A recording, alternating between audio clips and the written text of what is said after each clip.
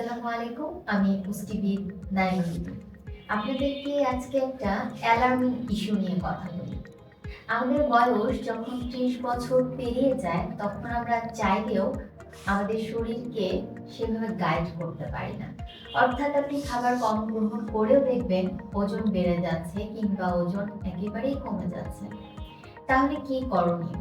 অবশ্যই একজন পুষ্টিবিদের শরণাপন্ন হতে হবে আপনার সঠিক খাদ্য তালিকার জন্য। পাশাপাশি অবশ্যই আপনাকে এক্সারসাইজ করতেই হবে।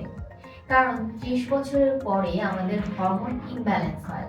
এই হরমোন ইমব্যালেন্সকে ব্যালেন্সে আনার জন্য সঠিক খাবার সঠিক পরিমাণে যেরকম দরকার, তার চেয়েও বেশি দরকার শরীরের মুভমেন্ট, অর্থাৎ আমাদের এক্সারসাইজ করতে হবে।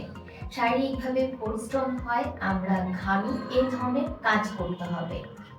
কোনো খাবার কিংবা ডায়েট দিয়ে নির্দিষ্ট অঙ্গের ফ্যাট কিংবা মেদ কিন্তু কমানো সম্ভব না।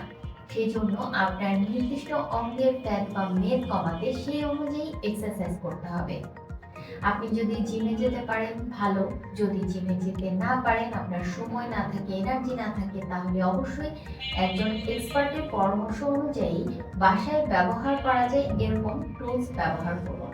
সেটা প্রতিদিনই অন্তত ১০ মিনিট ব্যবহার করুন।